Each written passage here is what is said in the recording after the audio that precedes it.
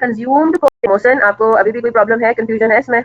दोनों को आप प्लीज सेपरेट रखें, दोनों को मिक्स मत कीजिए। इन्वेंट्री, रॉ मटेरियल इन्वेंट्री अगर स्टैंडर्ड या एक्चुअल पे वैल्यू होती है तो उनका इफेक्ट वेरिएंसेस पे पड़ता है, वेरिएंस की कैलकुलेशंस पे पड़ता है, मटेरियल वेरिएंस किस तरह से कैलकुलेट होगा फिर, है ना। लेकिन अगर आपकी फिनिश्ड गुड्स इन्वेंट्री एक्चुअल पे वैल्यू होती है, स्टैंडर्ड पे वैल्यू होती है, उसका इंडिविजुअल वेरिएंसेस पे कोई फर्क नहीं पड़ेगा। बस उसमें हमने प्रॉफिट रिकंसिलिएशन में ऑब्वियसली हमें ये बात पता है कि जी बजटेड प्रॉफिट कैलकुलेट करते हुए या स्टैंडर्ड प्रॉफिट कैलकुलेट करते हुए हमें पता है कि वो स्टैंडर्ड रेट में वैल्यू हुआ, और एक्चुअल के अंदर अगर वो एक्चुअल पे वैल्यू हो रहा है तो फिर there might be another difference, closing stock की वजह से प्रॉफिट्स में डिफरेंस आएगा। फिनिश गुड्स से रिलेटेड वाले कॉन्सेप्ट में क्या कंफ्यूजन है बच्चे?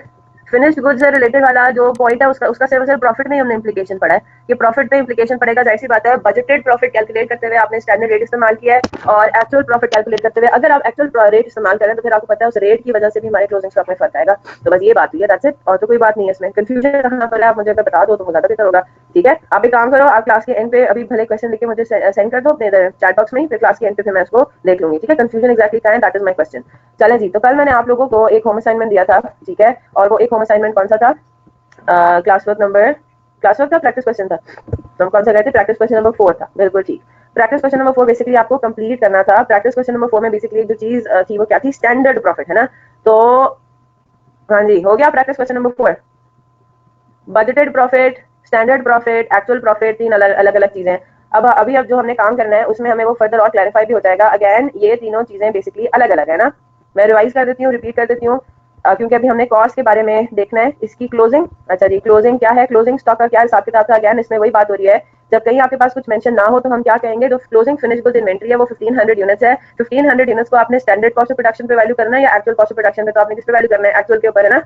जरा इसका सोल्यूशन मैं सामने ले आती हूँ। तो हमारे पास क्या पोजीशन हुआ, ये प्रैक्टिस क्वेश्चन नंबर 4 का ही है, इधर देखें। क्लोजिंग स्टॉक के अंदर अब आपको पता है कि जी प्रॉफिट की जब हम बात करते हैं तो बजटेड प्रॉफिट में तो स्टैंडर्ड रेट आपने इस्तेमाल किया है, लेकिन एक्चुअल प्रॉफिट के अंदर आपने एक्चुअल रेट इस्तेमाल किया, तो जाहिर सी बात है प्रॉफिट्स में डिफरेंस की बजाय ये भी हो जाएगी, है ना। क्लोजिंग स्टॉक आपको पता है, opening and closing stock do affect profit, right. Opening stock तो कोई था नहीं, क्लोजिंग स्टॉक अब यहाँ पर आ गया, तो अब आपने क्या लेना है? एक्चुअल और स्टैंडर्ड रेट के दरमियान डिफरेंस लेना है ना। आपने क्या लेना है? एक्चुअल और स्टैंडर्ड रेट के दरमियान डिफरेंस लेना है, और आपको किस तरीके से आपने उसको अपने प्रीकॉन स्टेटमेंट के अंदर अकाउंट फॉर करना है वो मैंने आपको कल समझा भी दिया था। दोबारा से उसको देख लेते हैं। Actual cost of closing stock minus standard cost of closing stock. अब याद रखिएगा यहाँ पे हमारे पास क्या चीज आ जाती है, हाँ जी, कैसे आपने इसको सॉल्व करना है। क्लोजिंग स्टॉक की जब हम यहाँ पे देखते हैं तो यहाँ पे देखें इन्होंने क्या कैलकुलेट किया, ये इन्होंने कैलकुलेट किया actual cost of closing stock.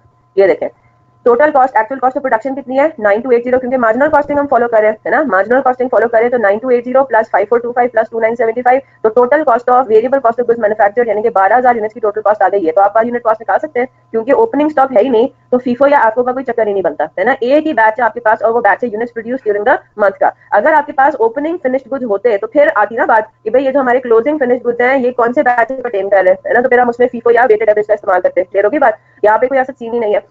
तो उन्होंने आपको क्या कैलकुलेट किया? आपने यहाँ पे कैलकुलेट कर लिया कि आपका जो actual cost of finished goods है वो कितना है, वो इतना है क्लोजिंग स्टॉक। ठीक है, बात समझ आ गई? यहाँ तक कैलकुलेशन समझ आ गई? ये आपके पास आ गया actual cost per unit multiplied by 1500। तो ये जो स्क्वायर ब्रैकेट में, पहले स्क्वायर ब्रैकेट में आपकी कैलकुलेशन हुई है वो तो आ गई क्या? आपकी actual cost of closing stock. यहाँ तक बात सबको क्लियर है? फिर उसके बाद हमें just give me a minute.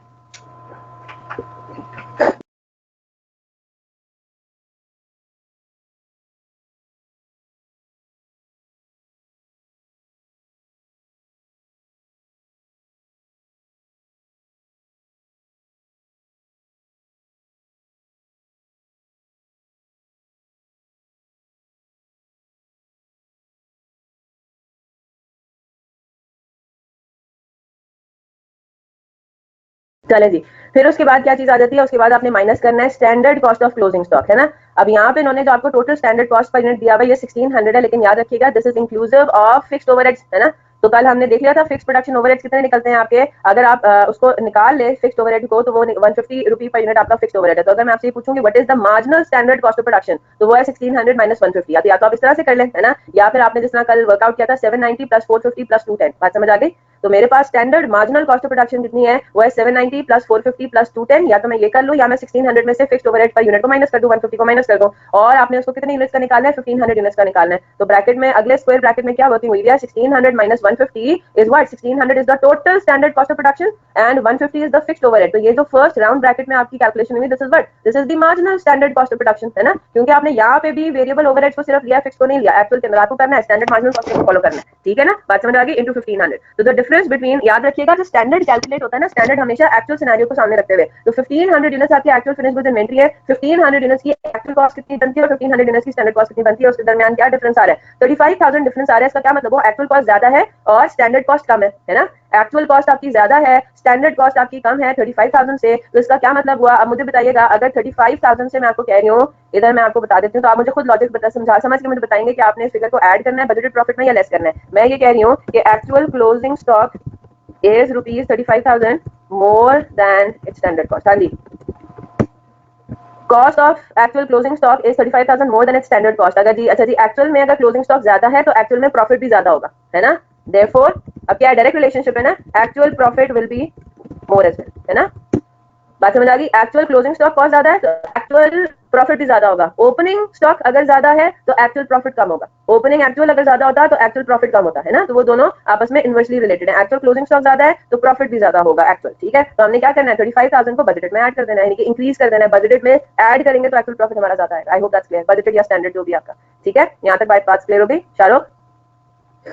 फिर उसके बाद पार्ट सी भी हो गया, एक्चुअल प्रॉफिट अंडर एब्जॉर्प्शन और मार्जिनल कॉस्टिंग दोनों हो गया, दोनों आपकी रिकंसाइल हो गए, सिंपल था, है ना। चलें जी, अब हम जरा आगे चलते हैं, एक एग्जांपल हमने भी करना है जी। बिल्कुल, ये वही सेपरेट लाइन है शाहरुख, यही तो सेपरेट लाइन है ये जो अभी हमने किया है सॉल्व। क्या मतलब हुआ है, मतलब ये हमारे पास अगर हमने एक्चुअल प्रॉफिट कैलकुलेट करते हुए एक्चुअल रेट इस्तेमाल किया, actual cost of finish good इस्तेमाल की है, तो प्रॉफिट्स में वेरिएंस का एक और रीजन ये भी तो आ जाएगा ना। आपने स्टैंडर्ड प्रॉफिट या बजटेड प्रॉफिट को कैलकुलेट करते हुए क्या इस्तेमाल किया है, स्टैंडर्ड कॉस्ट ऑफ प्रोडक्शन इस्तेमाल किया है, डायरेक्ट मटेरियल स्टैंडर्ड लिया, डायरेक्ट लेबर स्टैंडर्ड लिया, वेरिएबल फिक्स्ड ओवरहेड स्टैंडर्ड लिया, क्लोजिंग इन्वेंटरी और ओपनिंग इन्वेंटरी को वैल्यू करते हुए। लेकिन अगर मैं आपको बोलूं कि भाई आपने एक्चुअल सिनेरियो के अंदर वैसे तो by default actual rate he, actual cost इस्तेमाल करनी है, actual direct material per unit, actual direct labour per unit, actual variable overhead per unit, actual fixed overhead per unit, वही बता रही हूँ। तो जाहिर सी बात है डिफरेंस आएगा ना प्रॉफिट्स में भी, है ना। मैं अगर आपको ये कहूँ कि मैंने स्टैंडर्ड प्रॉफिट कैलकुलेट करते हुए 1000 यूनिट्स को वैल्यू 1500 यूनिट्स को वैल्यू किया 100 रुपए पे, एक्चुअल प्रॉफिट कैलकुलेट करते हुए भी 1500 यूनिट्स को 100 रुपए पे कैलकुलेट वैल्यू किया हुआ है, तो इसका मतलब है मेरी क्लोजिंग स्टॉक्स में कोई फर्क नहीं है, तो मेरे प्रॉफिट्स में भी उस वजह से कोई फर्क नहीं होगा बिकॉज ऑफ क्लोजिंग स्टॉक। बात समझ आई, ठीक है, बात समझ आ गई।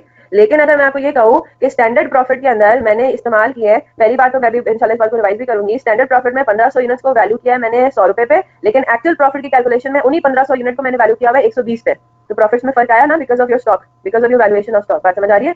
तो डिफरेंस कहाँ पर आएगा, डिफरेंस तब आएगा अगर मैं एक्चुअल प्रॉफिट कैलकुलेट करते हुए स्टैंडर्ड रेट इस्तेमाल ना करूं बल्कि एक्चुअल रेट इस्तेमाल करूं। जहां पे मैंने स्टैंडर्ड और एक्चुअल इस्तेमाल कर लिया दो डिफरेंट सिनेरियोज में, जाहिर सी बात है there will be another reason for variance, तो उसको मुझे एडजस्ट करना पड़ेगा, ठीक है मोहम्मद शाहरुख, ठीक है। चलें, बिफोर मूविंग ऑन फर्दर, जल्दी से हमें आगे चलना है। अगेन उसी बात के बारे में हम रिवाइज कर रहे हैं, सारी चीजें वही देख रहे हैं। पहली बात तो ये जो हमारी पहले भी डिस्कशन हुई थी, हमारी standard profit is not equal to our budgeted profit. ये मतलब वही वाला, ये मैं वो वाला साइन लगा देती हूँ, ठीक है। स्टैंडर्ड प्रॉफिट सिंबल मैं इंसर्ट करने लगी हूँ किसका, नॉट इक्वल टू, ठीक है। Standard profit is not equal to your budgeted profit, which again in turn is not equal to your actual profit। ये बात आई होप सारे लोग आप पल्लू से अपने बांध लेंगे, ठीक है। स्टैंडर्ड, बजटेड और सॉरी एक्चुअल प्रॉफिट और एक्चुअल, ये तीनों डिफरेंट चीजें, ठीक है। अब मैं जरा इसके बारे में रिवाइज कर रही हूँ, ठीक है। स्टैंडर्ड प्रॉफिट अगर आपसे कहा जा रहा है, जिस तरह प्रैक्टिस क्वेश्चन नंबर 4 के पार्ट ए में उसने क्या बोला है आपको, स्टैंडर्ड मार्जिनल कॉस्टिंग कैलकुलेट करते हुए आपने प्रॉफिट कैलकुलेट करना है। तो स्टैंडर्ड प्रॉफिट क्या होता है,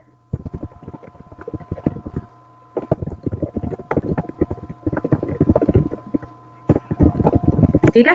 स्टैंडर्ड प्रॉफिट क्या होता है, profit for actual production and sales, actual production and actual sales using standard rates, ठीक है। तो उसमें क्या होगी, आपके पास नंबर ऑफ यूनिट सारे एक्चुअल इस्तेमाल होंगे। एक्चुअल सेल्स अगर हम स्टैंडर्ड रेट पे करते तो क्या, स्टैंडर्ड प्राइस सेलिंग प्राइस पे करते तो क्या सेल्स आती। एक्चुअल प्रोडक्शन अगर हम स्टैंडर्ड प्रोडक्शन कॉस्ट पे करते तो हमारी क्या कॉस्ट आनी थी। एक्चुअल इन्वेंट्री ओपनिंग और क्लोजिंग अगर हम स्टैंडर्ड रेट पे वैल्यू करते तो हमारी ओपनिंग और क्लोजिंग स्टॉक्स क्या आने थे। बात समझ आ गई, ठीक है। तो इसमें सारे नंबर ऑफ यूनिट्स जो है ना वो एक्चुअल इस्तेमाल होंगे। अब बजटेड पे आ जाते हैं। बजटेड में क्या होगा,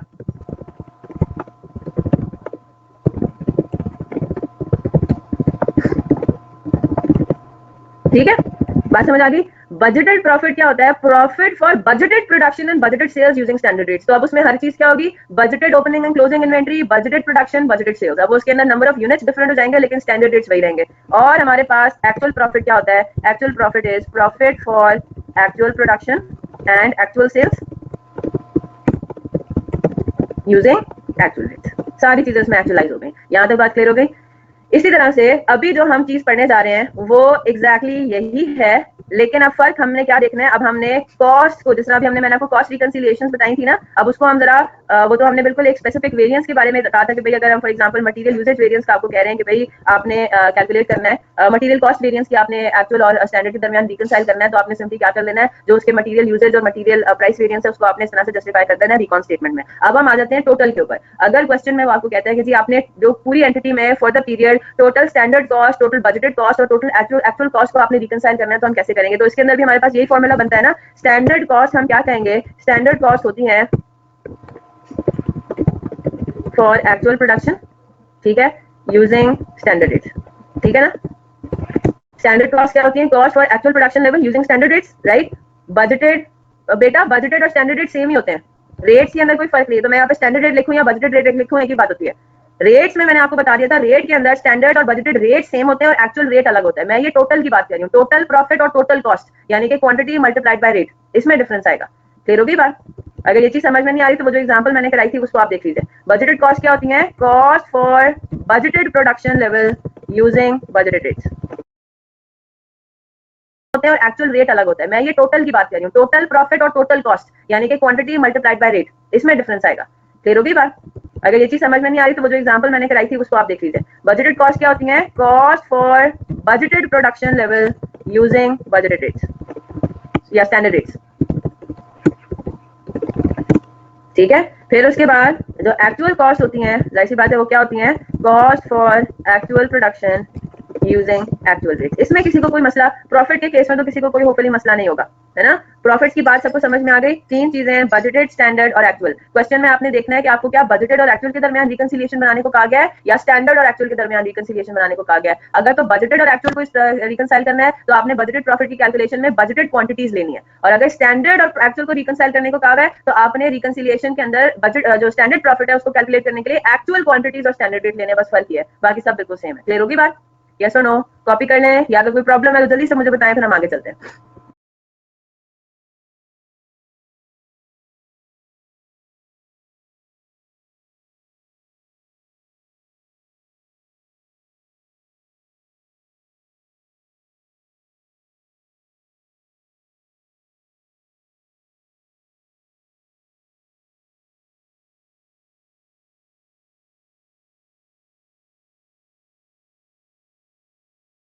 चलें जी, अब हम आते हैं किसके ऊपर?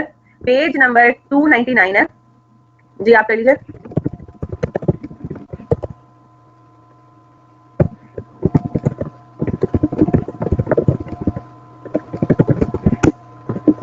अब हम ये करने जा रहे हैं, ठीक है, इसको नोट कर लीजिए। अब हमने क्या देखना है? पैक हैंडबुक के पेज नंबर 299 पे रिकंसिलिएशन ऑफ टोटल कॉस्ट, वो कह रहा है कि अब आपने टोटल कॉस्ट को रिकंसाइल करना है। तो जरा इसको एक नजर मारते हैं, बहुत सिंपल है, स्ट्रेट फॉरवर्ड है, बिल्कुल जिस तरह प्रॉफिट्स रिकंसाइल होते हैं वैसे ही कॉस्ट भी रिकंसाइल होनी है।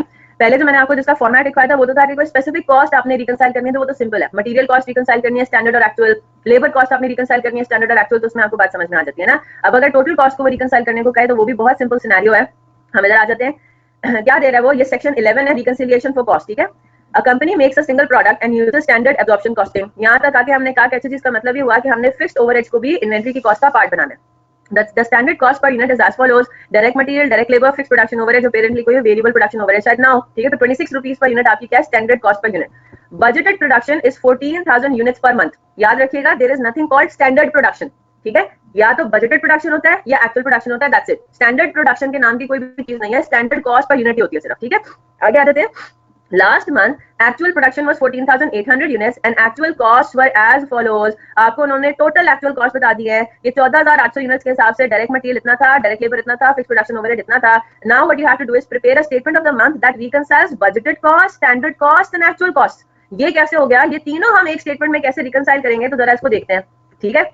चलें जी, मुझे एक बात सिर्फ ये बता दें, मैं अगर बजटेड और स्टैंडर्ड कॉस्ट को देखूं, कॉपी मत कीजिएगा, ठीक है। मैं अगर बजटेड कॉस्ट तो देखो तो बजटेड कॉस्ट का फॉर्मूला क्या होता है फॉर एवरी कंपोनेंट, इसमें फॉर्मूला होता है budgeted quantity multiplied by standard rate. और ये याद रखिएगा बजटेड रेट और स्टैंडर्ड रेट एक ही चीज होती है, ठीक है ना। बजटेड के अंदर भी आप स्टैंडर्ड रेट इस्तेमाल करते हैं, यहाँ तक बात समझ आ गई। बजटेड कॉस्ट के अंदर फॉर्मूला हमारा हर चीज के लिए क्या बनता है, budgeted quantity into standard rate, yes और नो, कॉपी नहीं करना। अच्छा जी, स्टैंडर्ड कॉस्ट के अंदर हमारा फॉर्मूला क्या बनता है, actual quantity into standard rate, yes. यानी कि बजटेड और स्टैंडर्ड के अंदर सिर्फ क्वांटिटी का फर्क है, ठीक है। तो इसका मतलब ये हुआ कि अगर हम अपनी, अब स्टार्ट कर रहे हैं हम, ठीक है। अगर हम आपको चाहे तो कॉपी करें, चाहे तो सिर्फ देख लें, क्योंकि ये स्टेटमेंट आपका बुक में बना हुआ है, सोल्यूशन में बना हुआ है, चाहे तो सिर्फ अभी समझ लें। तो अगर हम रिकंसिलिएशन स्टेटमेंट बनाते हैं और अगर हम अपनी बजटेड कॉस्ट से काम शुरू करते हैं, तो मुझे बात बताइए मेरी टोटल बजटेड कॉस्ट कितनी होगी। मैं ये कहूंगी कि मैंने 14,000 यूनिट्स पर मंथ प्रोड्यूस करने थे, बजटेड था, हर यूनिट का स्टैंडर्ड रेट आता है 26। तो अगर मैं ये कहूँ कि मेरा बजटेड कॉस्ट कितना बनता है, तो वो होगा 14,000 इंटू 26, है ना।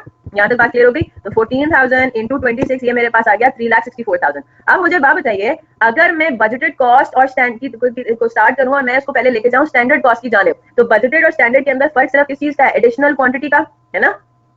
तो यहाँ पे क्या हो रहा है, मैंने बजटेड कॉस्ट के लिए 14,000 इस्तेमाल करना था और स्टैंडर्ड कॉस्ट के लिए 14,800 यूनिट्स इस्तेमाल करना है, दैट्स इट, सिर्फ ये फर्क है। ये 14,800 भी हो सकता है, ये 14,000 से कम भी हो सकता है, एक्चुअल प्रोडक्शन आपकी बजट से कम भी हो सकती है, इज दैट क्लियर। तो इसका मतलब ये हुआ, मुझे बात बताइए, अभी कॉपी मत कीजिएगा अगर कोई कॉपी कर रहा है, मैं आप मुझे बताएं कि जी मेरा स्टैंडर्ड कॉस्ट कितना है। अगर आपको मैं बोलूँ कि भाई स्टैंडर्ड कॉस्ट कितना है, मैंने लिखा 14,800 इंटू 26, है ना। मैं सबसे पहले रिकंसाइल करूंगी बजटेड और स्टैंडर्ड को, मैं सबसे पहले रिकंसाइल करूंगी किसको, बजटेड एंड स्टैंडर्ड कॉस्ट को। तो 14,800 इंटू 26, मैंने 3,64,000 में ऐसे कोई चीज ऐड या लेस करनी है कि मेरा अल्टीमेट आंसर आ जाए 3,84,800, इज दैट क्लियर। और वो क्या होगा मेरे पास, मैंने ऐड करना है डिफरेंस बिटवीन क्वांटिटीज, है ना। और वो कितना होगा 800 एडिशनल जो है एट द रेट ऑफ 26, इसकी वजह से मेरा ये पे यहाँ पे फर्क आ रहा है। बताएं हो गया रिकंसाइल, हो गया ना। 3,84,800 ये एक्जैक्टली वही बनता है जो कि 14,800 इंटू 26 होता है। तो पहली तो रिकंसिलिएशन हो गई, reconciliation between budgeted cost and standard cost तो आपका हो गया। अब क्या बाकी है, अब आपने स्टैंडर्ड कॉस्ट और एक्चुअल कॉस्ट को आपस में रिकंसाइल होते हुए दिखाना है। और मुझे बात बताइए, स्टैंडर्ड और एक्चुअल कॉस्ट के दरमियान जो डिफरेंसेस होंगे वो क्या होंगे, वेरिएंसेस, है ना, वेरिएंसेस होंगे। करते हैं इसको जरा सॉल्व। हाँ जी, बात समझ आती है। आप एक काम ही करें, just for the sake of simplicity, आप मुझे टोटल वेरिएंसेस बताते रहे। जैसे for example total material variance, material usage, material price में हम वैसे जा भी नहीं सकते, है ना। मटेरियल यूजेज और मटेरियल प्राइस वेरिएंस हम कैलकुलेट कर सकते हैं, वैसे नहीं ना, कर भी नहीं सकते। क्यों नहीं कर सकते, क्योंकि उन्होंने आपको एक्चुअल यूजेज नहीं बताई हुई, है ना। आपको उन्होंने एक्चुअल नहीं बताया हुआ है, उन्होंने आपको सिर्फ टोटल बताया हुआ है कि एक्चुअल टोटल डायरेक्ट मटेरियल कितना है 1,25,000, एक्चुअल डायरेक्ट मटेरियल का रेट कितना है वो नहीं पता आपको, एक्चुअल आपने क्वांटिटी कितनी कंज्यूम की वो नहीं पता। इसी तरह से डायरेक्ट लेबर में आपको ये नहीं पता कि एक्चुअल आवर्स वर्क कितने हैं, है ना, और आपके पास रेट पर आवर कितना है। तो ये चीजें आपको मिसिंग है, तो आपका आसान हो जाता है काम। आप मुझे टोटल डायरेक्ट मटेरियल वेरिएंस बताएं, आप मुझे टोटल डायरेक्ट लेबर वेरिएंस बताएं, आप मुझे टोटल वेरिएबल ओवरहेड वेरिएंस, वो तो है ही नहीं, और टोटल फिक्स्ड ओवरहेड वेरिएंस बता दें। चलें जल्दी से, सारी इन्फॉर्मेशन आपके सामने है। या एक काम करती हूँ, just for the sake of to save this time, मैं ये खुद सॉल्व कर लेती हूँ, ठीक है। इसको मैं जल्दी से खुद सॉल्व कर देती हूँ। सबसे पहले ये हमारी वर्किंग 1 आ गई, direct material total, direct material variance आपके पास क्या हो जाता है, हाँ जी, क्या फॉर्मूला आपका,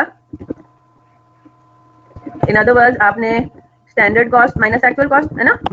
अगर मैं इसको सिंप्लिसिटी में रखूं तो मेरे पास ये फॉर्मूला बचा है ना टोटल का, standard cost minus actual cost. तो मेरे पास स्टैंडर्ड कॉस्ट एक्चुअल प्रोडक्शन का कितना बनना चाहिए था, standard cost for actual production का फॉर्मूला क्या है, standard rate multiplied by standard quantity, है ना। तो स्टैंडर्ड रेट मेरा कितना है, 14,800 यूनिट्स को मैन्युफैक्चर करने के लिए मुझे टोटल डायरेक्ट मटेरियल की कॉस्ट कितनी लगनी चाहिए थी, 8 रुपीज पर यूनिट। तो मैंने क्या कर दिया 14,800 इंटू 8, ठीक है, माइनस एक्चुअल कॉस्ट आपकी कितनी है, वो क्वेश्चन में गिवन है 1,25,000।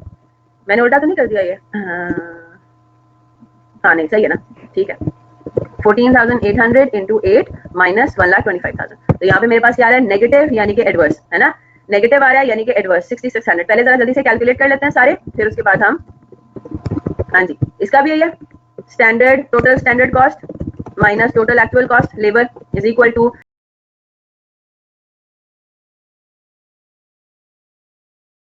ये पता है एक्चुअल यूनिट्स को मैन्युफैक्चर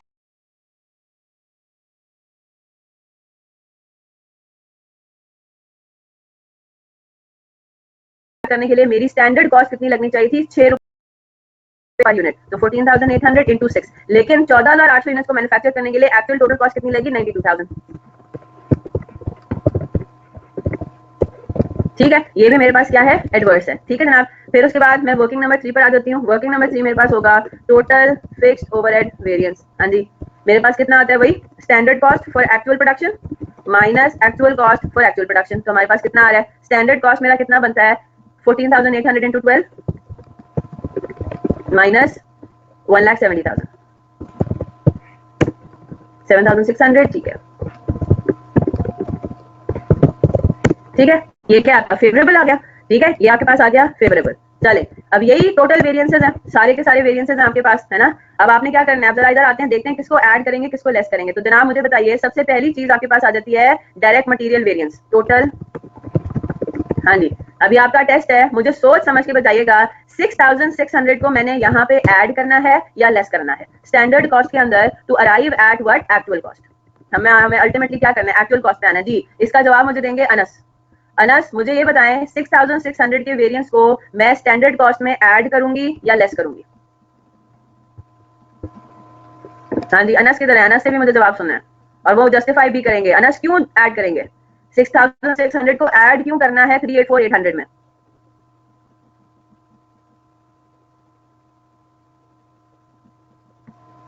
हाँ जी अनस,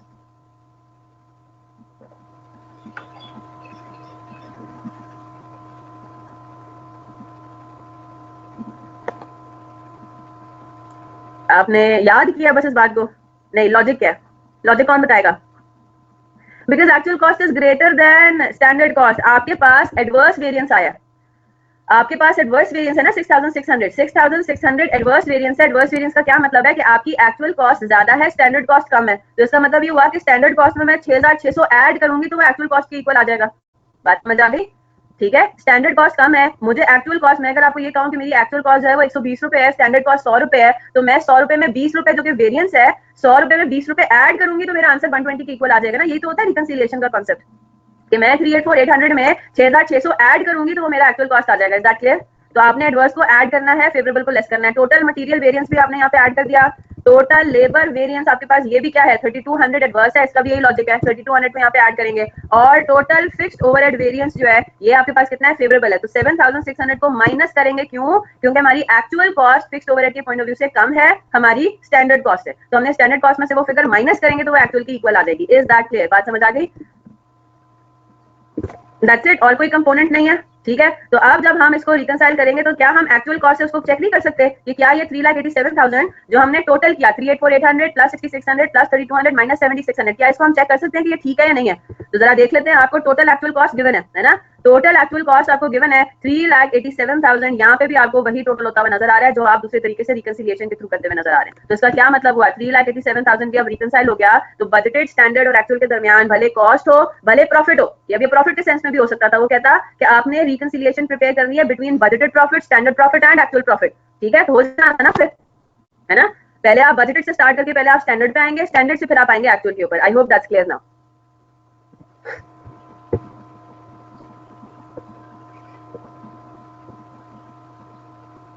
हम नॉर्मली एक्चुअल को कंपेयर करते हैं बजटेड और स्टैंडर्ड से, बजटेड या स्टैंडर्ड से। ठीक है, एक्चुअल हमारा जो है ना वो बेसलाइन होता है। ठीक है, हमने अपने एक्चुअल प्रॉफिट, क्योंकि हमने अपनी एक्चुअल परफॉर्मेंस मेजर करनी होती है ना, हम स्टैंडर्ड और बजटेड को आपस में कंपेयर करके हमें कोई मीनिंगफुल इतनी इन्फॉर्मेशन तो नहीं मिलनी। ठीक है, हमने तो अपनी परफॉर्मेंस मेजर करनी है कि हमने जो एक्चुअली अचीव किया वो कंपेयर टू स्टैंडर्ड और बजटेड क्या था, कैसा था। क्लियर होगी बात। तो एक्चुअल आपका अगर आप देखो तो हमने जितनी भी रिकॉन स्टेटमेंट्स बनाई है ना उसमें एक्चुअल प्रॉफिट एक्चुअल कॉस्ट होता था इज इक्वल टू के बाद यानी कि एंड में, और वो स्टार्ट होता था या बजटेड से या स्टैंडर्ड से। I hope that's clear now. वो बता देगा मोहसिन, वो फिर आपको बता देगा कि आपने रिकॉन बनाना है किसके दरमियान है।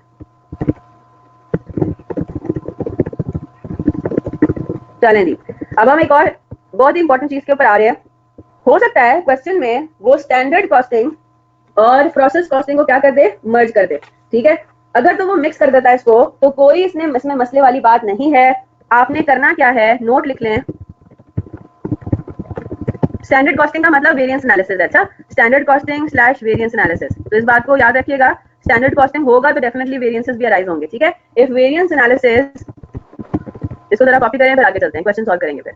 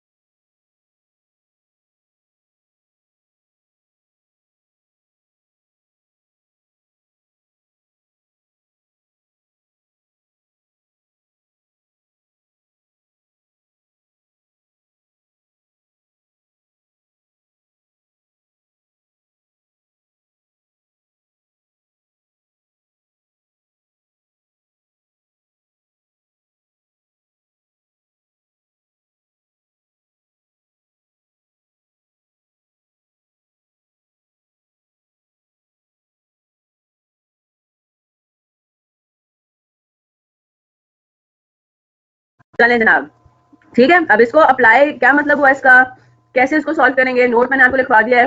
क्वेश्चन पर आएंगे तो हमें इंशाल्लाह और ज्यादा अच्छी तरीके से समझ में आएगा। हम करने जा रहे हैं practice question number 2 pack handbook का। चलें जी, प्रैक्टिस क्वेश्चन नंबर 2 पे जब हम आते हैं तो जब हम वो क्वेश्चन रीड करेंगे तो वो हमें लगेगा कि ये तो प्रोसेस कॉस्टिंग का सवाल है, ठीक है।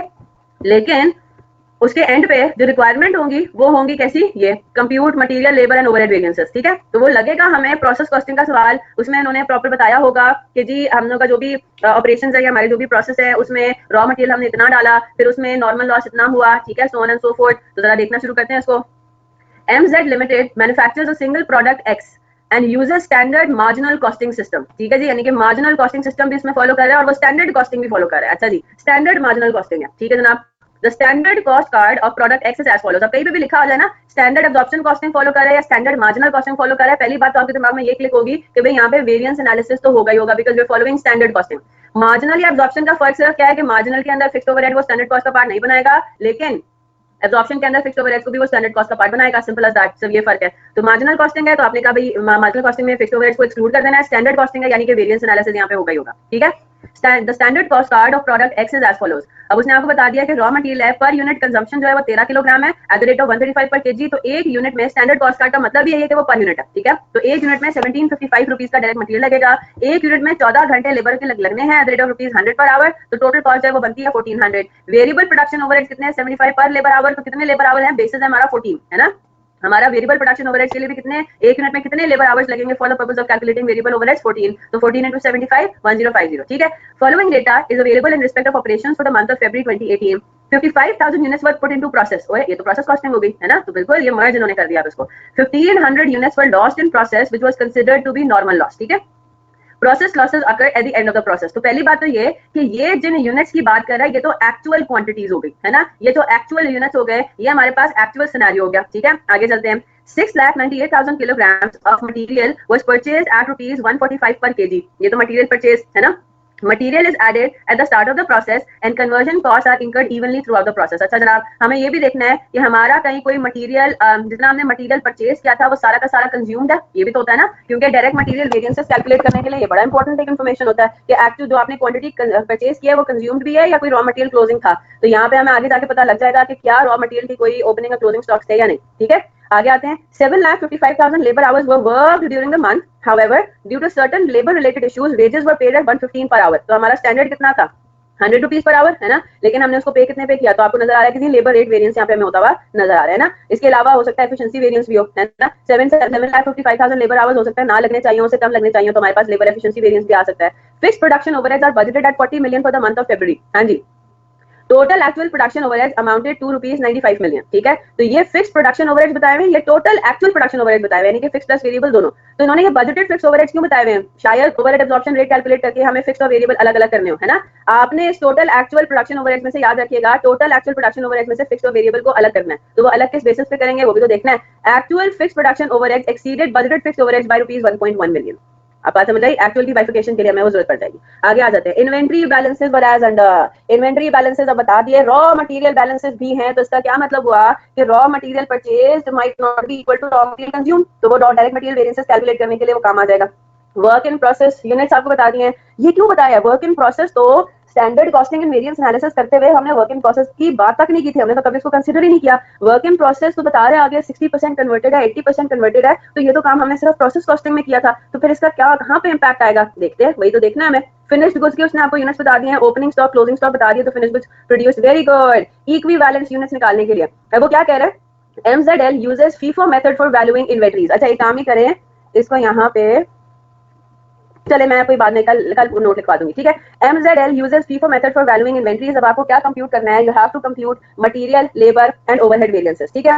इन सब के लिए सबसे इंपॉर्टेंट चीज क्या होती है, क्या होती है इंपॉर्टेंट चीज, कि हमें एक्चुअल प्रोडक्शन पता लग जाए।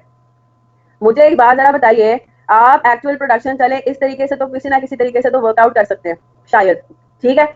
लेकिन जब हम प्रोसेस कॉस्टिंग में आते हैं तो प्रोसेस कॉस्टिंग में हम यूनिट्स के लिए क्या इस्तेमाल करते हैं, समथिंग कॉल्ड इक्विवेलेंट प्रोडक्शन, है ना। अगर आपको ये कहा जाता है कि भाई आपने 55,000 for example 5 lakh units process 2 में ट्रांसफर किया, तो एक्चुअली आपकी इक्विवेलेंट प्रोडक्शन 5 लाख यूनिट्स नहीं होती है ना। क्यों? उसमें जो आपने थोड़ा बहुत काम किया होता है क्लोजिंग वर्क इन प्रोसेस पे, थोड़ा बहुत जो काम किया होता है नॉर्मल लॉस पे, वो भी तो शामिल होता है ना। बात समझ आई? आपने जितनी भी कॉस्ट इनकर की होती है टू डेट, उसको आपने डिवाइड करना होता है not only on units transfer to the next process, बल्कि आपने उसको डिफरेंट, आपने उसको उन नंबर ऑफ यूनिट्स पे ट्रांसफर करना होता है जो कि आप जितना आपने एक्चुअली काम किया होता है उस पीरियड में। ठीक है ना, बात समझ आ रही है?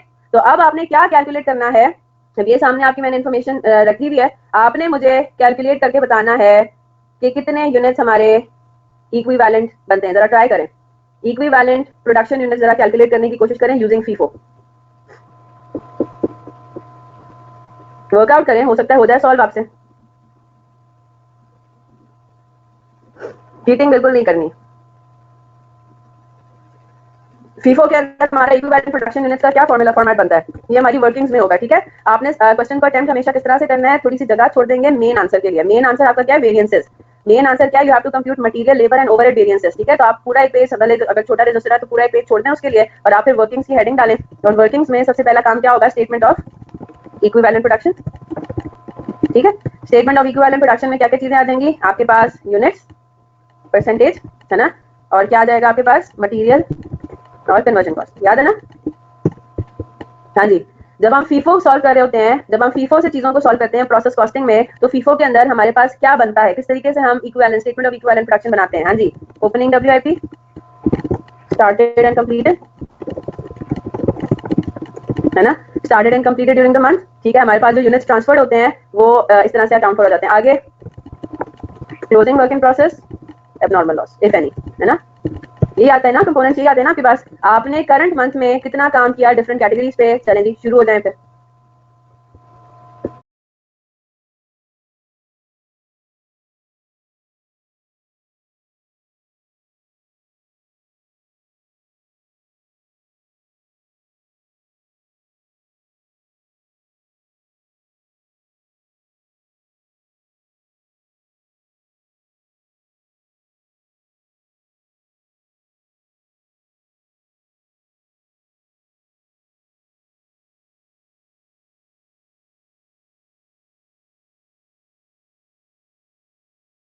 क्वांटिटी स्केड्यूल बनाना पड़ेगा, क्योंकि हमें ये नहीं पता कि हमने यूनिट्स आगे कितने ट्रांसफर किए।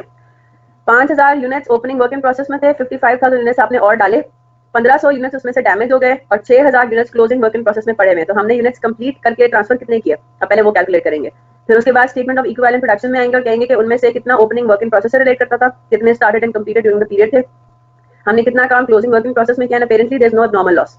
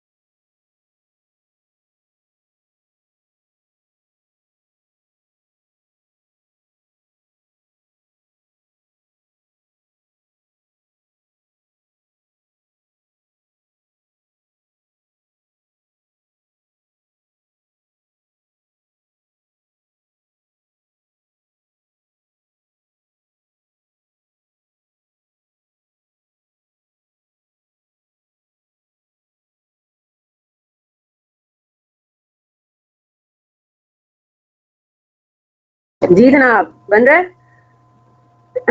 स्टेटमेंट ऑफ इक्विवेलेंट प्रोडक्शन, कितने यूनिट्स आ रहे हैं, सॉल्व करें या नहीं?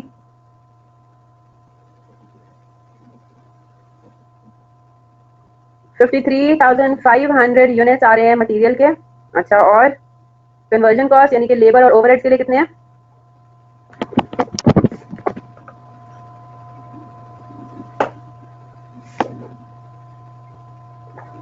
54,300।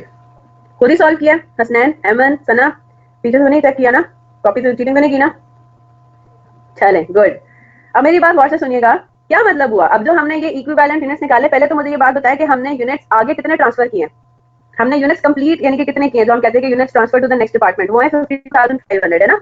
अब मुझे बात बताइए, हम अपनी एक्चुअल क्वांटिटी कितनी लेंगे, ये मुझे सॉल्व करवाने की जरूरत है। क्या किसी को कोई प्रॉब्लम आ रहा है इसमें? Do I need to solve this? यहाँ तक, इस हद तक सोल्यूशन मैं आपके सामने ले आती हूँ। जी बिल्कुल, आंसर भी यही है। मैं सोल्यूशन के थ्रू आपको समझाती हूँ। पहली चीज तो ये रिवाइज हम देख लेते हैं।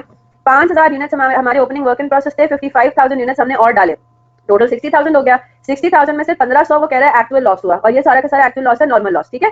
और हमारी क्लोजिंग डेट पे 6,000 यूनिट्स इनकम्प्लीट थे, यानी कि हमने कितने यूनिट्स कंप्लीट करके आगे ट्रांसफर कर दिए, 52,500। अब मेरी बात गौर से सुनिएगा, अब हमने जो actual quantity consumed, actual hours work, so on and so fourth, जो हमने कैलकुलेट करना है, वो हम 52,500 के पॉइंट ऑफ व्यू से नहीं करेंगे, है ना। अब पेरेंट की तो ये लगता है ना कि 52,500 तो वो यूनिट्स हैं जिनके पे सारा काम मुकम्मल हुआ, लेकिन आपको ये बात पता है कि जहाँ पे ओपनिंग और closing work in process involve हो जाए, वहां पे हमने एक्चुअली काम ज्यादा किया होता है ना। हमने सिर्फ और सिर्फ 52,500 पे काम नहीं किया, बल्कि कुछ काम हमने वर्क इन प्रोसेस यूनिट्स के ऊपर भी तो किया।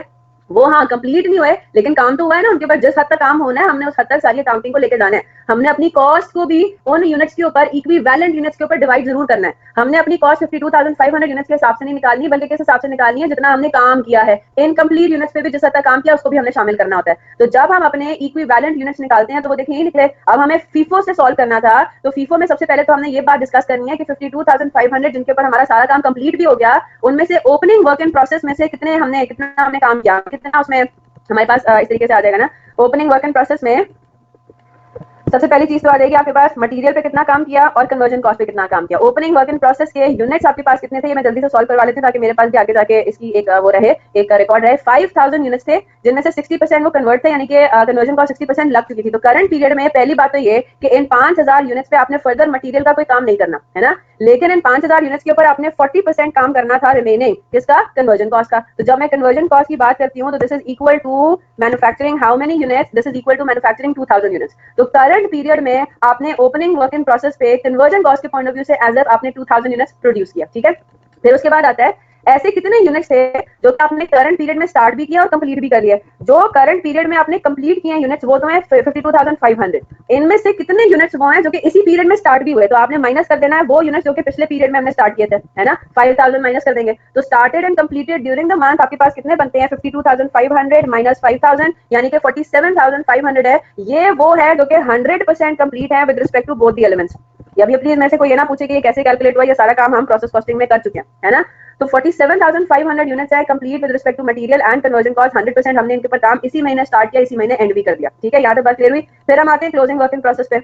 अब जनाब क्लोजिंग वर्क इन प्रोसेस में भी वही है, आप मटेरियल और कन्वर्जन कॉस्ट डिफरेंट तरीके से अप्लाई करते हैं, है ना। क्लोजिंग वर्क इन प्रोसेस के यूनिट्स उसने आपको बता दिया कि 6,000 यूनिट्स है, तो आपने इन 6,000 यूनिट्स पे भी किसी हद तक कुछ काम किया। मटेरियल पे काम हुआ 100%, क्योंकि मटेरियल लग जाता है स्टार्ट ऑफ द प्रोसेस पे। और कन्वर्जन कॉस्ट पे वो कह रहा है कि 80% करंट पीरियड का काम हो चुका है, यानी कि करंट पीरियड में आपने 80% काम किया। तो एज ए मटेरियल के पॉइंट ऑफ व्यू से आपने पूरे 6,000 यूनिट्स मैन्युफैक्चर किए, और कन्वर्जन कॉस्ट के पॉइंट ऑफ व्यू से आपने एज ए 4,800 यूनिट्स प्रोड्यूस किए। That's it. कोई अब नॉर्मल लॉस नहीं है, और नॉर्मल लॉस की कॉस्ट तो आपने इन यूनिट्स के ऊपर डिवाइड करनी होती है, इसलिए आप अलग से उसके यूनिट्स को डिनोमिनेटर में नहीं लेंगे, है ना। उसकी वजह से हमारी कॉस्ट पर यूनिट बढ़ जानी चाहिए। तो जब हम देखते हैं तो एक्चुअल सिनेरियो हमारे पास क्या है कि हमने मटेरियल के पॉइंट ऑफ व्यू से एक्चुअल क्वांटिटी हमारी जाएगी 53,500 मटेरियल वेरिएंसेस को कैलकुलेट करने के लिए। और कन्वर्जन कॉस्ट में क्या क्या आ जाता है? Labour and overheads. लेबर और ओवरहेड्स के वेरिएंसेस की कैलकुलेशन के पॉइंट ऑफ व्यू से हमने क्या लेना है? 54,300 यूनिट्स। Is that clear? बस हो गया। अब क्या रहता है? अब आपने वेरिएंसेस कैलकुलेट करने हैं। वेरिएंसेस जरा कैलकुलेट करना शुरू करते हैं अपने। मटेरियल वेरिएंसेस पर आते हैं। मटेरियल वेरिएंसेस में सबसे पहले हम कर लेते हैं मटेरियल प्राइस वेरिएंस, है ना। मटेरियल प्राइस वेरिएंस का क्या फॉर्मूला है? मटेरियल प्राइस वेरिएंस में हमने रेट्स का प्राइसेस का डिफरेंस लेना होता है ना, keeping actual quantity the same, है ना। तो हमारे पास क्या होगा, फॉर्मूला क्या बनेगा, हमारी स्टैंडर्ड प्राइस पर यूनिट, अब हमने यहाँ पे क्या लेना है, क्वांटिटी परचेज लेना है ना, अब यहाँ पे हमने क्वांटिटी परचेज लेना है, यस और नो। तो हमारे पास क्या है, स्टैंडर्ड के लिए हम क्या कहेंगे कि भाई एक यूनिट ऑफ रॉ मटेरियल के लिए 13 किलोग्राम स्टैंडर्ड बनता है और उस स्टैंडर्ड का रेट है 135 पर केजी। क्लियर हो गई ना बात? तो हमारे पास क्या फॉर्मूला है, standard quantity multiplied by standard rate minus क्या आपने, सॉरी, ये हम अज्यूम कर रहे हैं कि स्टैंडर्ड, इन्होंने आई कैप ने भी इसको स्टैंडर्ड कॉस्ट पे सॉल्व किया, ठीक है। आई कैप ने भी इसको इसी अजम्पशन पे सॉल्व किया है कि ये स्टैंडर्ड, इस पे इन्होंने इन्वेंट्री को वैल्यू किया है एट स्टैंडर्ड कॉस्ट, ठीक है। आप अदरवाइज भी अज्यूम कर सकते हैं, क्लियर है बात, आप अदरवाइज भी अज्यूम कर सकते हैं। काम ये कर लेते हैं, हम इसको सॉल्व कर लेते हैं अज्यूमिंग, हाँ, लेकिन उसने अजम्पशन ली है, आप अदरवाइज भी इसको कर सकते हैं। काम करते हैं, मैं आपको यहाँ पे एक नोट लिखवा देती हूँ, ये मैंने बल्कि आपको एंड पे भी लिखवाना था, लेकिन अभी मैं लिखवा देती हूँ, उसको नोट यहीं पे लिख दें, ठीक है। I cap has solved this question assuming that raw material inventory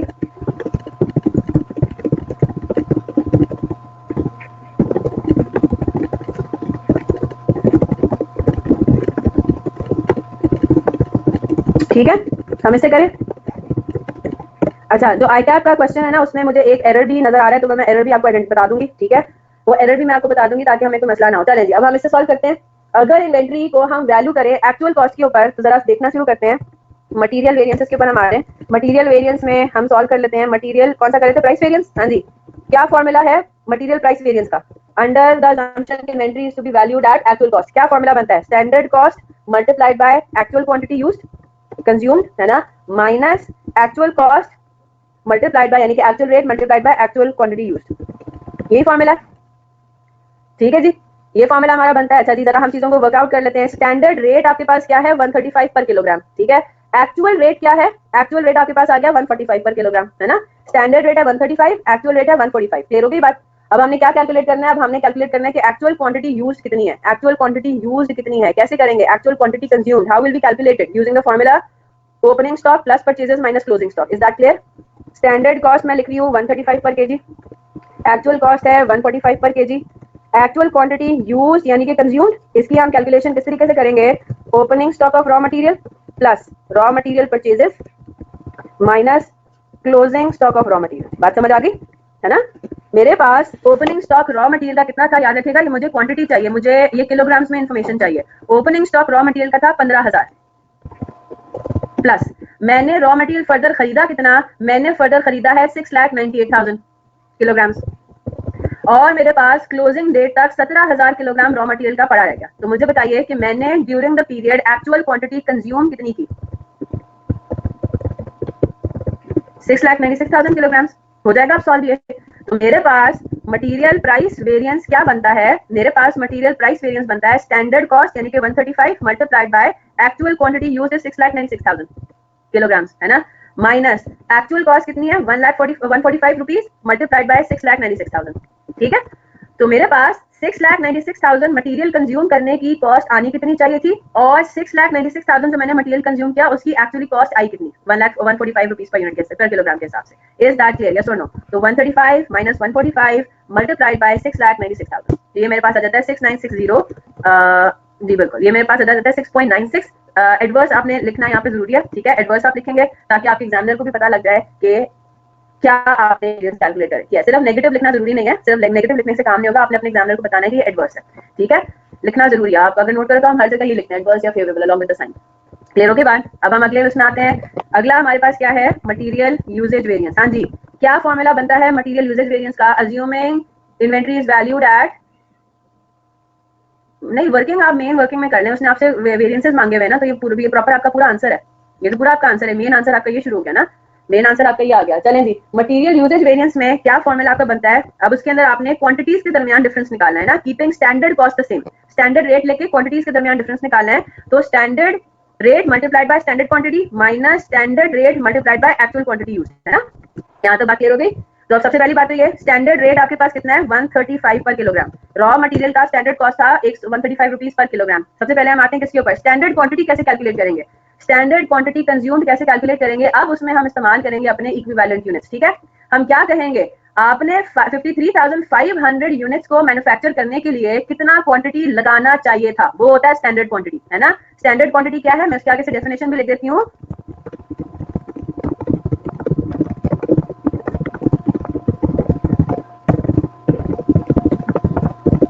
clear होगी बात, शुड हैव बीन कंज्यूम्ड, तो हमें उसने ये बता दिया है कि हमारे स्टैंडर्ड कॉस्ट में उसने आपको स्टैंडर्ड कंजम्पशन बता दिया ना, उसने आपको ये बताया हुआ है कि एक यूनिट में 13 किलोग्राम रॉ मटेरियल का लगना चाहिए था, है ना। तो हमने कैसे वर्किंग करेंगे, 13 किलोग्राम पर यूनिट लगना चाहिए था, कितने यूनिट्स की मैन्युफैक्चरिंग हम लेंगे, एक्चुअल प्रोडक्शन अब हमारी कितनी हो जाएगी, 52,500 नहीं होगी, है ना, 52,500 नहीं होगी, मटेरियल के पॉइंट ऑफ व्यू से आपने कितने यूनिट्स मैन्युफैक्चर किए, वो मैन्युफैक्चर किए 53,500। इज दैट क्लियर, बात समझ आ गई। तो आपने क्या कहना है, 53,500 यूनिट्स को मैन्युफैक्चर करने के लिए कितना मटेरियल लगना चाहिए था, वो लगना चाहिए था इतना 6,95,500 किलोग्राम। यहां तक बात क्लियर है। और एक्चुअल क्वांटिटी यूज कितनी है वो आपने ऊपर अभी कैलकुलेट कर लिया था, 6,96,000 किलोग्राम। अब बन जाएगा ये मटेरियल यूजेज वेरिएंस कितना होगा, हम ये कहेंगे कीपिंग रेट एज स्टैंडर्ड 135 के हिसाब से हमें लगाना कितना चाहिए था एक्चुअल क्वांटिटी के लिए 6,95,500, लेकिन हमने लगाया कितना 6,96,000, तो वेरिएंस आ गया, है ना, 135 into 696,000। Is that clear, yes और नो।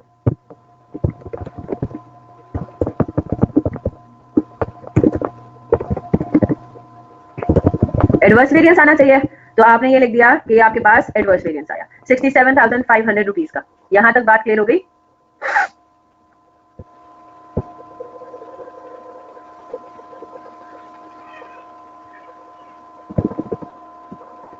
हाँ जी, आप मुझे बताएं इन्वेंट्री वैल्यू होती है एक्चुअल कॉस्ट पे या स्टैंडर्ड कॉस्ट पे, क्या इस बात का असर दूसरे वेरिएंसेस पे पड़ेगा, क्या लेबर वेरिएंस में भी इस बात का कोई असर पड़ेगा, ओवरहेड्स भी हमारे डिफरेंट आएंगे कंपेयर टू आईकैप का सोल्यूशन, नहीं, है ना। हमारा डिफरेंस आईकैप से सिर्फ आ रहा है किसमें, मटेरियल वेरिएंसेस में, क्योंकि आईकैप ने अज्यूम किया है कि वो स्टैंडर्ड कॉस्ट को फॉलो करेगा और हम अज्यूम कह रहे हैं कि हमने एक्चुअल कॉस्ट को फॉलो करना है। जी जनाब, ये बात बता दीजिए, क्या अब हम लेबर और ओवरहेड वेरिएंसेस आराम से बिल्कुल without considering this, without going into this confusion calculate कर सकते हैं, बिल्कुल कैलकुलेट कर सकते हैं। जरा जल्दी से कैलकुलेट करेंगे। हमारे पास सबसे पहली चीज क्या है, लेबर वेरिएंसेस में हम कैलकुलेट कर लेते हैं पहले लेबर रेट वेरिएंस। जी याद हो गए ना लेबर वेरिएंसेस के फॉर्मूला सारे वेरिएंसेस के, बड़ा सिंपल सा है। लेबर रेट वेरिएंस में हमने एक्चुअल कॉस्ट और स्टैंडर्ड कॉस्ट के दरमियान डिफरेंस लेना है, keeping actual hours the same, है ना, कीपिंग एक्चुअल आवर्स कांस्टेंट। तो actual hours multiplied by work dot paid एक ही है, कोई आइडल आवर्स नहीं है ना। Actual hours multiplied by standard rate minus actual hours multiplied by actual rate. Is that clear. Labour का इसमें हमारे पास एक्चुअल आवर्स कितने दिए हुए हैं, क्वेश्चन में उसने आपको बताया हुआ है कि एक्चुअल आवर्स वर 7,55,000, सारी चीजें हमको क्वेश्चन में गिवन है, 7,55,000 आवर्स है। स्टैंडर्ड रेट पर आवर, अब आपको पर आवर चाहिए, स्टैंडर्ड रेट पर आवर है 100, है ना, ₹100 पर आवर। और एक्चुअल रेट पर आवर कितना था, वो कह रहा है कि because of some labour issues आपको जो है 115 रुपए पर फी घंटा के हिसाब से पेमेंट करनी पड़ गई। इजी है ना। तो लेबर रेट वेरिएंस आपका क्या कैलकुलेट होगा, आपको ये सारी चीजें लिखने की जरूरत नहीं है अगर बात समझ आ रही है, मैं तो सिर्फ एक्सप्लेन करने के लिए कर रही हूँ। 7,55,000 multiplied by 100 minus 7,55,000 multiplied by 150। जी जनाब, इज दैट क्लियर।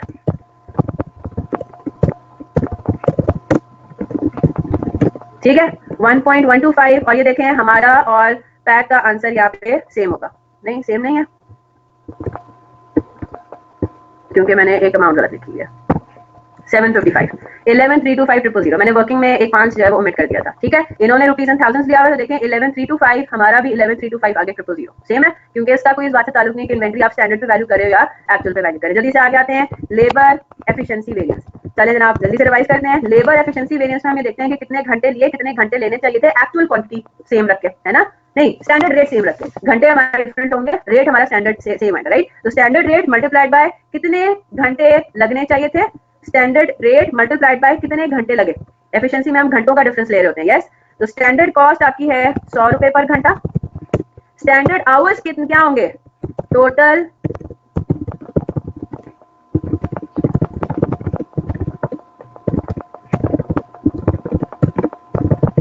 हाँ जी अब बताएं जरा क्या लेंगे, क्या हमारे पास इसका स्टैंडर्ड आवर्स क्या होते हैं कि कितने आवर्स लगने चाहिए थे एक्चुअल प्रोडक्शन के लिए, क्या अभी हम यहाँ पे 53,500 यूनिट्स लेंगे। लेबर वेरिएंस के लिए 53,500 नहीं लेंगे, अब हम इधर आ जाएंगे कन्वर्जन कॉस्ट के पॉइंट ऑफ व्यू से हमने कितने यूनिट्स की इक्वल काम किया, कन्वर्जन कॉस्ट में लेबर और ओवरहेड आ जाता है ना। तो लेबर और ओवरहेड्स के लिए अब आपने कितने यूनिट्स लेने हैं? 54,300। आई होप दैट्स क्लियर, ठीक है। तो कितने होंगे? हम ये कहेंगे 54,300 यूनिट्स को मैन्युफैक्चर करने के लिए स्टैंडर्ड कितना टाइम लगता है? 14 घंटे लगते हैं एक यूनिट को मैन्युफैक्चर करने के लिए। 14 आवर्स के हिसाब से आपको टोटल कितने घंटे लगने चाहिए थे? 54,300 के हिसाब से वो है इतने। Is that clear? 760,200 और एक्चुअल आवर्स आपको क्वेश्चन में गिवन है 755। आप मुझे बताया, खुद ही देखकर बताएं, यहाँ पे एडवर्स वेरिएंस आ रहा है या फेवरेबल आना चाहिए? आपने ज्यादा टाइम लगाया या कम टाइम लगाया? यहाँ पे फेवरेबल होगा, है ना। यहाँ पे हम देखने हैं कि हम फेवरेबल है, हमने अच्छा काम किया। तो लेबर एफिशिएंसी वेरिएंस के अंदर क्या फॉर्मूला हमारा बन जाएगा? 100 रुपए इंटू 760,200 माइनस 100 रुपीज बराबर multiplied by 755,000। The answer would be in positive. और आगे आप एक्सप्लेन भी कर देंगे कि ये फेवरेबल है। I hope that's clear. हाँ जी, बात समझ आ गई?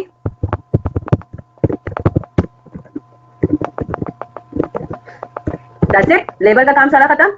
5,20,000 फेवरेबल और यहाँ पे भी आप देख रहे हैं, यहाँ पे भी 520 फेवरेबल आ रहा है और यहाँ पे भी इन्होंने देखे एक्सप्लेन किया हुआ है एडवर्स और फेवरेबल, ठीक है। बाकी दो रह गए हैं, वेरिएबल ओवरहेड, फिक्स्ड ओवरहेड। ये आप कंप्लीट कर लेंगे या मैं करा दूं? वेरिएबल और फिक्स में भी आपने क्या लेना है? 54,300। You will do that on your own, लेकिन करना है कंप्लीट, ठीक है। अब एक जरा करेक्शन कर लें पैक के आंसर में, जो बेसिकली आईकैप का आंसर है, उसमें मुझे लग रहा है कि एक बहुत बड़ी गलती इन्होंने की हुई है। वो ये कह रहा है कि पहली बात तो ये कि इन्होंने अज्यूम किया हुआ है यहाँ पे, बल्कि इन्होंने यहाँ पे करेक्शन नहीं की हुई, ठीक है। Assume that actual output is equal to budgeted output. नहीं, इन्होंने यहाँ पे एक काम नहीं किया हुआ, करेक्शन इन्होंने नहीं कराई हुई। पहली बात तो ये देखें, अब आप जरा फॉर्मूला देखें, इन्होंने मटेरियल प्राइस और मटेरियल यूजेज वेरिएंस को सॉल्व किया हुआ है यूजिंग स्टैंडर्ड कॉस्ट, यानी कि assuming inventory is valued at standard cost, ठीक है। अगर inventory is to be valued at standard cost तो उसके अंदर क्या फॉर्मूला बनता है? फॉर्मूला ये बनता है मटेरियल प्राइस वेरिएंस का standard cost multiplied by actual quantity purchase minus actual cost multiplied by actual quantity purchase, ठीक है। इस हद तक तो इन्होंने ठीक किया हुआ है। एक्चुअल क्वांटिटी परचेज है 6,98,000 किलोग्राम, ठीक है।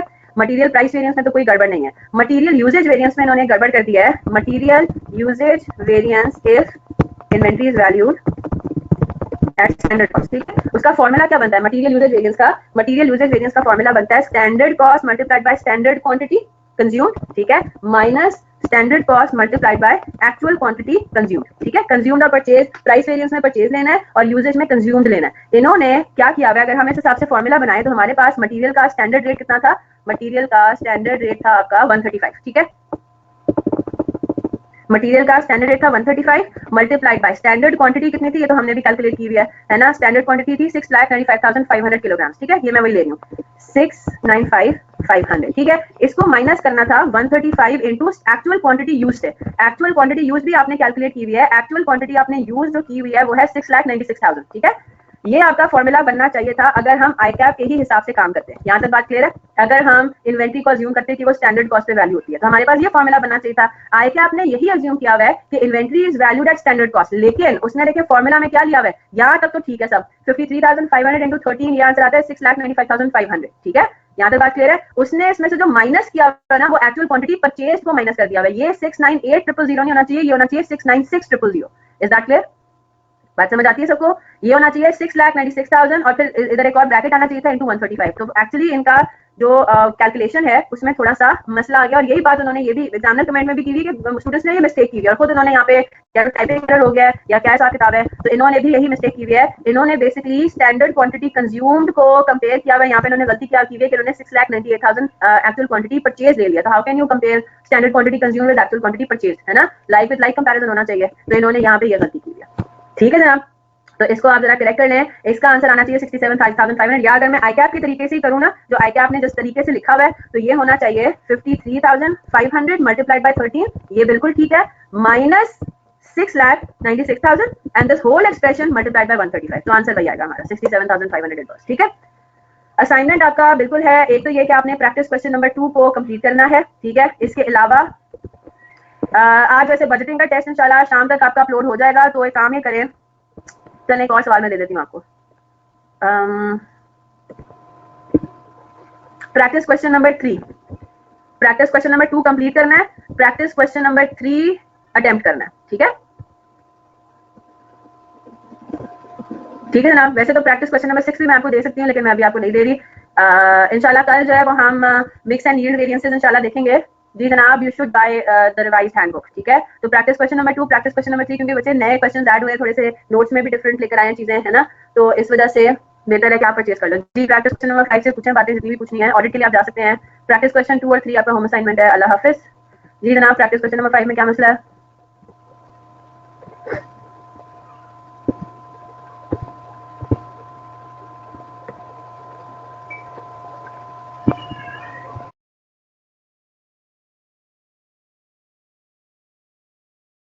ठीक है स्नेहा, मैं करवा दूंगी, thanks for reminding.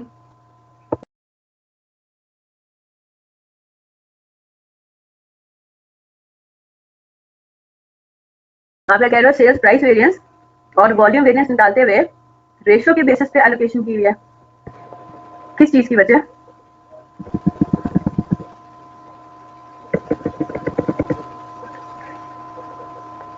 Part B में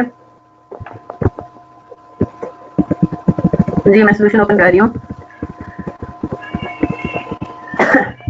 ये तो हो गया आपका पार्ट ए, बजटेड प्रॉफिट और एक्चुअल प्रॉफिट है। हाँ जी बेटा, ये कंट्रीब्यूशन पर यूनिट निकाला है ना इसने, ये क्या कैलकुलेट किया हुआ है? Contribution margin per unit. इसमें कोई रेशियो की तो बात ही नहीं है कोई। ये बात मेरे ख्याल से मैंने कल भी आपको समझाई थी है ना। कंट्रीब्यूशन मार्जिन कैलकुलेट करने के अब दो तरीके हैं ना पर यूनिट। या तो मैं आपको ये बात पता है, आपको पता है कि स्टैंडर्ड कंट्रीब्यूशन आपने इस्तेमाल करना है ना, एक्चुअल कंट्रीब्यूशन तो यूज करना नहीं है। तो पहली चीज तो ये हो गई कि मैं ये देखूं कि मेरा जो बजटेड प्रॉफिट है उसमें टोटल कंट्रीब्यूशन कितना है, 8.34। ये 8.34 कितने यूनिट से रिलेट करता है? 9800 है ना। 10,000 यूनिट्स तो हमारे प्रोड्यूस्ड हैं। कंट्रीब्यूशन मार्जिन प्रॉफिट हो गया, ये सब किससे रिलेट करता है? यूनिट सोर्स से रिलेट करता है ना। हम यूनिट्स को, जितने यूनिट्स को हमने बेचा उतने यूनिट्स पे हमने कंट्रीब्यूशन कमाया 8.34 मिलियन का। Is that clear? ये 8.34 मिलियन 9800 यूनिट्स का है। तो मुझे आप बता दें कि एक यूनिट का कंट्रीब्यूशन कितना होगा स्टैंडर्ड? 8.34 divided by 9800। तो ये जो आपने कैलकुलेट किया, ये क्या है? Contribution margin per unit. बात समझ आ गई? सेल्स प्राइस वेरिएंस और सेल्स वॉल्यूम वेरिएंस के लिए, सेल्स वॉल्यूम वेरिएंस के लिए आपको क्या चाहिए? Contribution, standard contribution margin per unit. तो standard contribution margin per unit से आप अपना फॉर्मूला अप्लाई करो ना। इसलिए मैं कहती हूँ पीछे खुदारा बाद में देखा करें अपना आंसर मैच करने के लिए बस। तो मैं अगर आपसे पूछूं कि standard contribution margin per unit कितना निकला, तो एक तो आपका जवाब आएगा कि जी 8.34 मिलियन डिवाइड बाय 9800। दूसरा तरीका क्या हो सकता है कि आप पर यूनिट फिगर्स को यूज करके कैलकुलेट कर लें। पर यूनिट फिगर्स आपको वैसे भी दी हुई नहीं है, आपको निकालनी पड़ेंगी। Is that clear? तो क्या कर सकते हैं, 25 मिलियन डिवाइड बाय 9800 करेंगे, वो बहुत लंबा काम हो जाएगा, वो बहुत लंबा काम हो जाएगा। ठीक है, तो आप क्या कहेंगे? आप ये कहेंगे, फॉर्मूला क्या है आपका? सेल्स वॉल्यूम वेरिएंस का फॉर्मूला आपका कुछ यूं बनता है,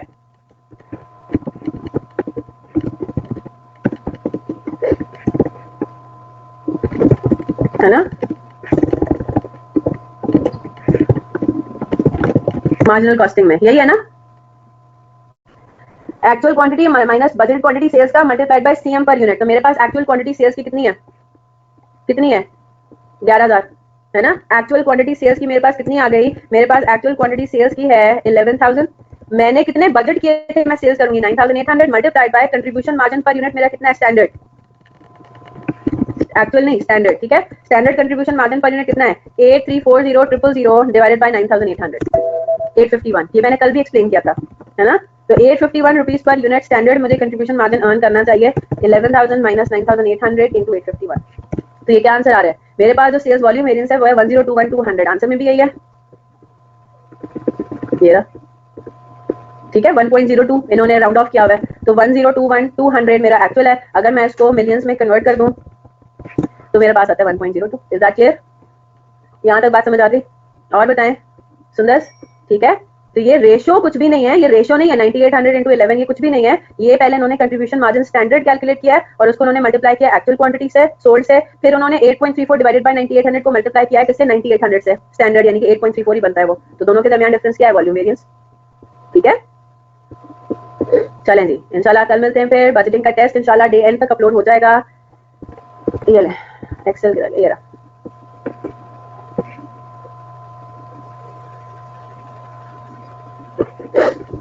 ठीक है, दैट्स इट। इंशाल्लाह कल मिलते हैं फिर। Till then take care of yourselves. अल्लाह हाफिज।